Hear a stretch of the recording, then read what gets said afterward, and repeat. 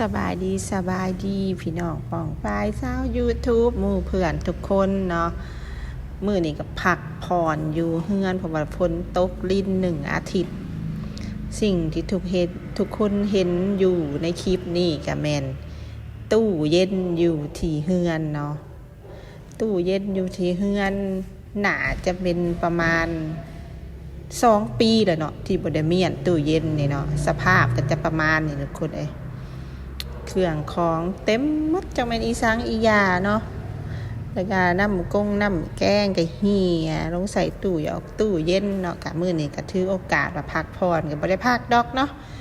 ก็เฮ็ดความสะอาดอยู่เฮือนนี่แหละเนาะก็ถึงโอกาสที่ว่าอนามัยตู้เย็นเลยกับเสด็จแม่เพิ่นก็บ่อยู่เนาะเสด็จแม่เพิ่นกลับบ้านเนาะเป็นหยังจึงว่าไปเกี่ยวกับเพิ่น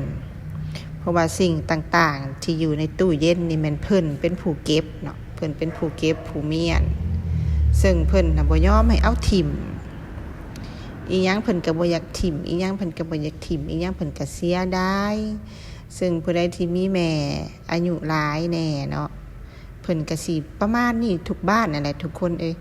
อีหยังเพิ่นก็บ่ถิ่มนี่เบิ่งแจวก็ยังด้ามบวงนึงเพิ่นก็ว่ายังสิได้จ้ำอยู่มื้อหน้าก็บ่ถิ่มแกงเกื้องกะเท่าได้มือเพิ่นก็บ่ถิ่มเนาะ7 มื้อ8 มื้ออายุหั่นแหละแล้วก็เอาออกมาอุ่นกินเพิ่นก็กินผู้เดียวเพิ่นนั่นแหละเนาะทุกคนเนาะเฮาน่ะก็บ่อยากให้เพิ่นกินมันโดนแล้วก็ย้านเจ็บท้องบ่องไส้ย้านเป็นแบคทีเรียในลำไส้ก็เว้าก็บ่ได้เนาะเพิ่นเป็นแม่เพิ่นว่า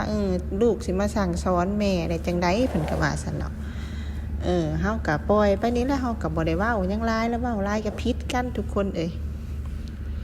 ก็มีเพื่อนเว้าอยู่ว่าจะไปสุขไปพิษกันกับแม่จังซั่นจังซี่มันเป็นบาปเป็นกรรมก็ว่าอยากพิษดอกทุกคนแต่วันนี้แหละคือทุกคนเห็นนี่แหละสภาพตู้เย็นนี่คือทุกคนเห็นนี่เนาะขนาดเว้าเฮาเว้าเพิ่นก็บ่ฟังเฮาเนาะการเฮาเว้าเพิ่นก็หายเพิ่นก็เครียดเพิ่นก็ว่าโอ๊ยข่อยเป็นแม่เจ้าข่อยเกิดก่อนเจ้า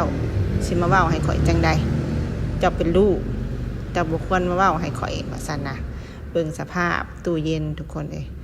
เวลาเอาของกินของยังมาเมียนเนาะบัดนี้เฮามาค้นหานั่นหานี่หรือลูกหลานมาค้นมันก็เหี่ยใส่ตู้เย็นมันก็เห็นให้ตู้เย็นเปื้อนแล้วก็มีกลิ่นเนาะทุกคนเนาะเบิ่งดูค่ะจนได้ว่า2 3กะ3พุ่นน่ะที่ว่ากินบ่ได้นะ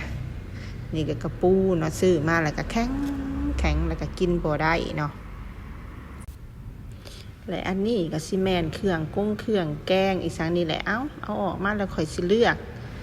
เบิ่งเนาะตัวใดเอาไว้ได้เฮาก็สิเอาไว้เนาะตัวใดสิว่าพอถิ่มเฮาก็สิเอาถิ่มเนาะทุกคนเนาะนี่ก็ปลาทูก็โอ้ยใส่เวลาประมาณ 2-3 ชั่วโมงพุ่นแหละทุกคนจึงสิได้อนามัยแล้วนี่เนาะอันนี้ก็คือเก็บออกนี่คือทุกคนเห็นนี่แหละ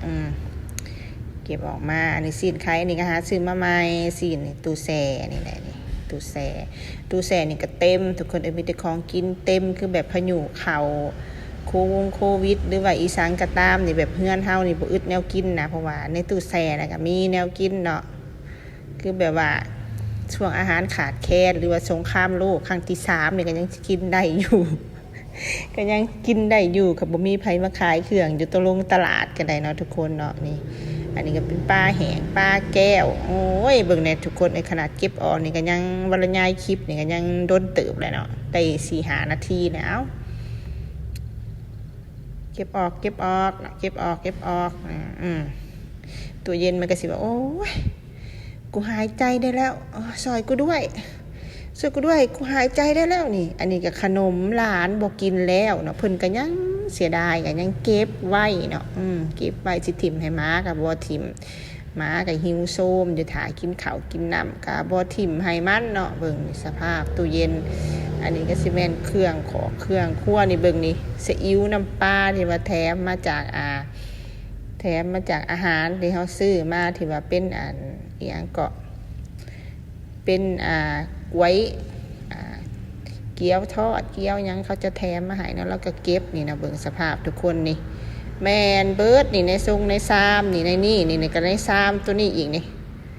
ในซามตัวนี้อีกนี่ก็แมนนี่เบิ่งดูทุกคนสภาพ นี่ในโต๊ะนี่ก็อีกนี่เป็นพักเป็นพึกนี่นี่ยายไปนี่แมนเบิร์ดออกมาจากตู้เย็นเบิร์ดถูกเจ้าเอ้ยให้ก็ถุงโดเรมอนเนาะถุงโดเรมอนกับโบโหดปะนี่มันก็ยังมีแนวที่ว่าเป็นประโยชน์กินได้แน่เนาะอันนี้ละแมนน้ำสอกน้ำเสื่อมที่แถมมาจากน้ำเต้าหู้เพิ่นก็เก็บทุกคนเก็บไว้โดนมันก็ใส่บ่ได้นะมันก็มีกลิ่นสุ่งๆมันก็เหม็นบูดมันก็เน่าเนาะความจริงก็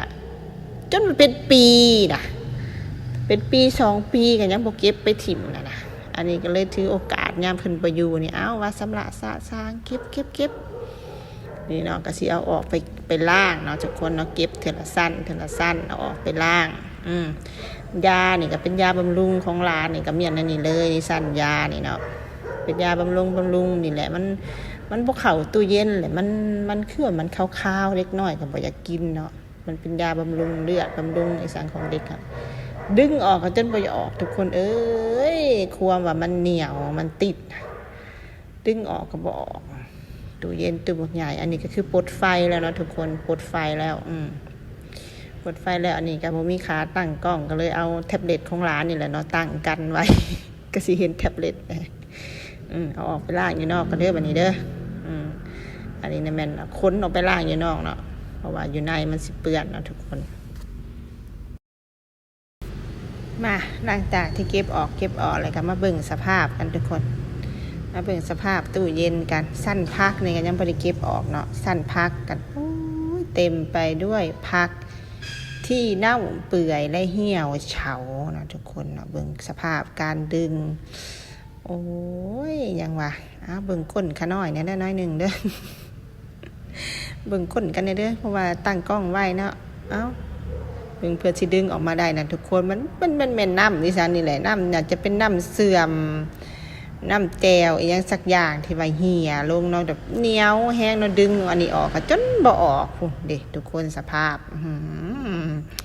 ตู้เย็นที่บ่ได้เมียนมา2 ปีเต็มๆนี่ก็คือทุกอย่างที่เพิ่นเก็บเนาะทุกคนเนาะเก็บเฮาสิเก็บออกเฮาสิเก็บไปถิ่มเพิ่นก็ให้เพิ่นก็บ่พอใจอันใดเพิ่นก็ว่ายังสิได้ใช้ยังสิได้กินเนาะเฮาก็สีดน้ำยาเนาะน้ำยาตัวนี้ก็เป็นน้ำยาที่ว่าก็จัดคาบฝังแน่นเนาะทุกคนแต่ว่ายังมีกลิ่นคิ้วน้อยนึงนะความจริงค่ะต้องใส่ผ้าปิดปากเลยทุกคนมันเข้าปอดในบ่ดีปานใดเนาะฉีดป้าไว้น้อยนึงแล้วเฮาก็จะเอาแพรเอายังมาเสร็จออกนะทุกคนเนาะเอาแพรเอายังมาเสร็จออกแล้วก็เอาน้ำมาเสร็จออก 2-3 เทื่อแล้วก็เอาสัตว์ไล่มาเสร็จออกอีกนะทุกคนเนาะโอ้ยนี่ก็อยู่นี่ก็เป็นมื้อผู้ที่3 ชั่วโมงนะทุกคนเลยเมียนตู้เย็นอันเดียวอันนี้นะ3 ชั่วโมงจัดเครื่องจัดของเข้ามาใหม่เสร็จสั้นลุ่มเนี่ยก็เสร็จสั้นเทิงนะเสร็จแล้วอะไรอันนี้ทุกคนสั้นเทิงเสร็จแล้วอันนี้เป็นสั้นลุ่มเนาะคลิปเดี๋ยวมาให้ทุกคนเบิ่งนี่เป็นสั้นลุ่มเนาะสั้นเทิงค่ะเคลียร์ลงมาแล้วเนาะเคลียร์ลงมาแล้วอันนี้ก็เป็นสั้นลุ่มอย่างเดียวนะทุกคนกะต้องขอบคุณพี่น้องป้องป้ายหมู่คู่ทุกคนที่เข้ามาหาชมคลิปของเฮาเลยกับบ่ปะบ่ถิ่มกันเนาะยังอยู่นำกันไปตลอดเนาะกะเมื่อใดมีโอกาสกะลงคลิปเนาะเมื่อใดบ่ว่างกะบ่ได้ลงคลิปเนาะกะกระแสสังคมเฮากะบ่ได้เฮ็ดแล้วเดี๋ยวนี้เพราะว่าคันเฮาสิเฮ็ดเรื่องกระแสสังคมเฮาก็ต้องได้ไปหาข้อมูลอีหยังมาให้มันละเอียดละออเนาะต้นสายปลายเหตุและกะบ่โอนเอ็นไปทางฝ่ายใดเนาะแต่ก็มีดราม่ากันอยู่ในช่วงนี้ดราม่าเห็นนักท่องเที่ยวมาเที่ยวที่ลาวเนาะอยู่ภาคใต้ของลาวแต่บ่ฮู้ว่าแขงใดบ้านใดบ่ฮู้ว่าเขตใดมันเป็นเขตที่ว่าให้ท่องเที่ยวบ่หรือบ่น่ะและเข้าไปก็คือว่ามีดราม่าว่าปรับไหมเงินกันหั่นน่ะแต่ว่าทางลาวเฮาก็บ่ได้นิ่งนอนใจดอกทุกคนเพิ่นก็ลงไปสืบสวนสอบสวนเก็บกำข้อมูลหั่นแหละเนาะเพิ่นก็บ่ได้ปะละเลยดอกเนาะแต่ว่าส่วนหลายก็บ่ได้ค่อยออกข่าวทางโซเชียลอีหยังปานใดก็บางคนก็อาจสิคิดว่าโอ้ยเฮาปล่อยปละละเลยบ่สนใจความจริงนะเขาก็สนใจแหละเนาะทุกคนเขาก็สนใจเขาก็อันนั้นแหละเขาก็สืบสวนสอบสวนคือการเขาก็ปลดคือการเขาก็ออกจากตำแหน่งหน้าที่คือการเขาเจ้าเฮ็ดแนวบ่ถึงบ่ควรเนาะให้บ้านเมืองมีคอรหามีสิ่งที่บ่ดีมีคำเว้าคำจาที่บ่ดีเกิดขึ้นมีดราม่ามีหยังกันหั่นน่ะมี มันกะพัวพันถึงสายสัมพันธ์ระหว่างประเทศเขากะบ่ได้ปล่อยปละละเลยดอกเพียงแต่ว่ามันบ่ค่อยออกข่าวถ้ามันจะออกข่าวที่ลาวมันก็ต้องมีความละเอียดอ่อนเนาะ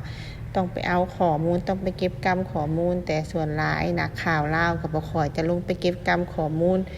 เพราะว่าแข่งหนึ่งลงไปหาแข่งหนึ่งมันก็ต้องใส่งบประมาณหลายใส่เงินหลายเนาะใส่การเดินทางใส่คนเนาะแต่ภาคเหนือลงไปภาคใต้นะมันเป็นพันกว่าลักทุกคนไผสิขี้ขะไผสิดุเดินทางขึ้นลงเนาะมันก็บ่มีแล้วเนาะเอามาชมการอนามัยตู้เย็นของเฮาการอนามัยตู้เย็นของเฮาก็ใกล้จะเสร็จสิ้นเรียบร้อยแล้วนะทุกคนเนาะอันนี้ก็จะเป็นคราบอีกอย่างเนาะทุกคนเนาะน่าจะเป็นคราบน้ำแจ่วเซตนั่นได้ก็บ่ออกเอาน้ำยาสลายคราบก็บ่ออกเอาสไลด์มาใส่เอาแนวล่างถ้วยมาใส่ก็บ่ออกเนาะทุกคนเนาะแนวล่างถ้วยนี่ก็เป็นน้ำล่างถ้วยบริสุทธิ์เนาะล่างจานบริสุทธิ์ของลาวเฮาเองเนาะทางเฮือนเฮาก็ซอยอุดหนุนผลิตภัณฑ์ลาวก็ใส่ดีใส่หยังอยู่เลยทุกคนก็ล่างถ้วยในปกติแต่ส่วนหลายคนลาวหั่นบ่มักอยากอุดหนุนสินค้าลาวแล้วว่ามันบ่ดีจังซั่นจังซี่ใช้บ่คักทั้งที่ตัวเองค่ะยังบ่ได้ใช้ซ้ำกล่าวหาว่าผลิตภัณฑ์บ่ดีแล้วเฮือนข่อยนี่ใช้มาแต่ดนใช้ทุกผลิตภัณฑ์ของลาวก็โอเคก็ใช้ได้ใช้ดีได้บ่เห็นสิมีปัญหาหยังก็ล้างถ้วยล้างจานล้างหม้อล้างแห้งได้ปกติเทียบเท่าน้ำยาจากประเทศไทยทุกคนเนาะแต่ว่ามันล้างถ้วยล้างจานบ่ได้อันนี้ก็เอามาล้างห้องน้ำล้างอันนั้นอันนี้ก็ได้เนาะคันว่าคนเฮาอยากอุดหนุนกันเนาะอันนี้ก็เป็นสภาพนอกเฮือนนะทุกคนเนาะที่เอามาล้างอยู่ทั้งนอกเฮือนแล้วก็สิเก็บเข้าไปเข้าใส่ตู้เย็นแล้วบัดนี้เนาะเฮือนซ่านก็ยังบ่ได้อนามัยนะฝนตกลิ้นพอดีเต็ม1อาทิตย์แล้วทุกคนเอ้ยฝนตกพายุเข้าเนาะภาคเหนือภาคใต้ลาวก็คือว่าได้ยินข่าวว่าน้ำท่วมนะทุกคนเนาะยังสิได้อนามัยนอกเฮือนอีกในเฮือนแล้วก็อนามัยนอกเฮือนอีกบ่ได้อยู่เฮือนละดอกทุกคนนี่คือสภาพที่อนามัยแล้วนะทุกคนเนาะจัดเรียงเครื่องของใส่เรียบร้อยแล้วเนาะทุกคนเนาะอันนี้ก็เป็นแกงเป็นของกินที่เฮาก็หาเฮ็ดใหม่ๆเด้ออันนี้บ่แม่นตัวเก่าเด้อทุกคนเด้อหลังจากที่เก็บแล้วก็คัดแยกออกแล้วเนาะจะได้พอถิ่มกะถิ่มพอใดตัวใดที่แบบกินได้เฮาก็เอาเมียนเนาะเอาเฉพาะสิ่งที่กินได้เนาะเอาเมียนบ่แม่นสิว่าเก็บไปเบิดแต่ว่าบ่มีแนวใดที่ว่ากินได้เลยจักดีเนาะนี่ก็เป็นสั้นเทิงเนาะสั้นเทิงนี่แต่ก่อนนี่เต็มอะยะเนาะลืมเอาภาพมาเปรียบเทียบเนาะตัวเก่าและตัวใหม่พื้นเฮือนนี่เฮาก็จะดูใหม่นะทุกคนเนาะนี่ก็คือเศษซากสงครามเนาะนี่คือสิ่งที่เลือกออกมาแล้วจากตู้เย็นเนาะนี่ก็คือสิ่งที่จะถิ่มเนาะได้ตั้งว่า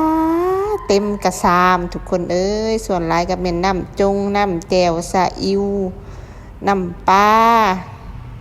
น้ำแจ่วน้ำเสื่อมที่เขาแถมมาแล้วที่เสด็จแม่ขอยเก็บไว้นะทุกคนเนาะก็สิได้เลือกถิ่มเอาไปถิ่มจนหมดนี่นะทุกคนคือเอาเนาะเต็มกระซาม1เลยสุดยอด